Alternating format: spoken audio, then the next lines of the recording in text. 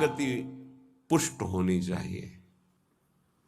शरणागति पुष्ट होने के लिए सबसे पहला लक्षण है दैन्यता। जो जितना झुकता है वो उतना महान होता है। झुकने वाला ऐसा नहीं कि जिसके प्रति झुक रहा है वो महान है, ऐसा नहीं। जो झुक रहा है वो महान है, दैन्यता। दूसरा है निष्कपटता। हमारे प्रभु की शरणागति की पुष्टता के लिए, शरणागति के तो अलग भाव वर्णन, हमारी शरणागति पुष्ट रहे, नष्ट ना हो। भगवत शरणागति पुष्ट तो भगवत प्रेम निश्चित प्रकाशित होता है। उपासक को देखना चाहिए कि दैन्यता है कि अभिमान है हृदय में। दैन्यता का स्वरूप है किसी भी तरह से हमें गाली दी जाए, अपमान किया जाए, निंदा किया जाए, तिरस्कार किया जाए तो मुझे ऐसा ही लगे कि मैं ऐसा ही हूं, इसी का पात्र हूं। उसे दैन्यता कहते हैं। वाणी से हम माइक से बोलेंगे कि हम अधम हैं, बड़े नीच हैं, बड़े ऐसे हैं, ये भी दैन्यता की भाषा है। और हाथ जोड़कर प्रणाम मुद्रा में रहेंगे, ये भी दैन्यता की मुद्रा है।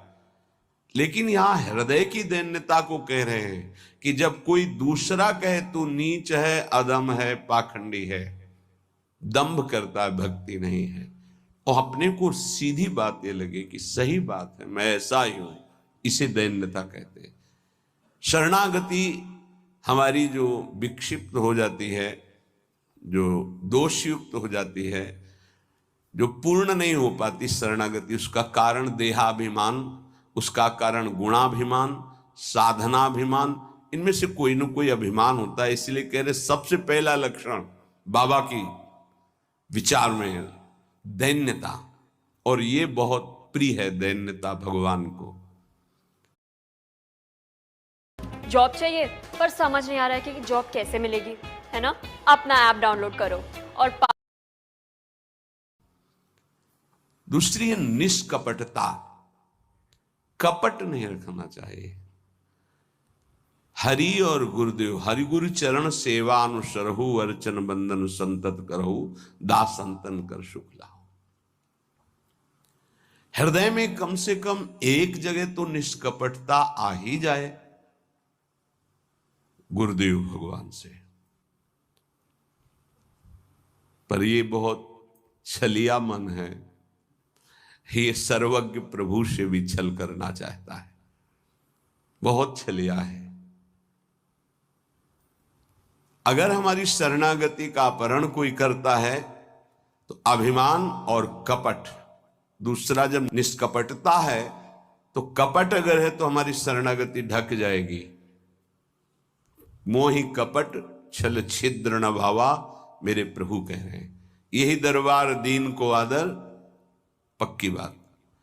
पहला है दैन्यता, दूसरा है निष्कपटता। शरणागत उपासक के हृदय में कपट नहीं। कपट का मतलब होता है कि मुख से कुछ और बोल रहे हैं और हृदय में कुछ और है। ये कपट प्रायः अपने लोग बहुत अच्छी तरह हृदय में सजा के रखते हैं, इसीलिए शरणागति पुष्ट नहीं होती। निष्कपटता, जैसे का वैसा, बिल्कुल गुरु के सामने, प्रभु के सामने, उसमें। तीसरा सत्यता। वाणी में सत्य, हृदय में सत्य, आचरण में सत्य, सत्य धर्मयुक्त। असत्य संपूर्ण संसार के भोग और संबंध है।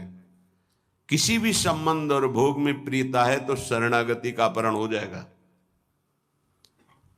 सत्य श्री भगवान, नाम, धाम, लीला, रूप, प्रेमी जन। इसके अलावा सब मिथ्या। जितना कुछ देख रहे हो परिणाम देखा जाता है, परिणाम में सब झूठा। चौथा सर्व समर्पण। सर्व शब्द लगा हुआ है, तन मन प्राण एक एक वृत्ति केवल अपने शरण की तरफ। यहां सर्व समर्पण नहीं होता, समर्पण होता है पर सर्व समर्पण नहीं होता। सर्व समर्पण कुछ हमारी पर्सनल वृत्तियां हैं, कुछ हमारी शर्तें हैं, कुछ हमारा है, तो सर्व समर्पण नहीं। सर्व समर्पण दशरथ जी महाराज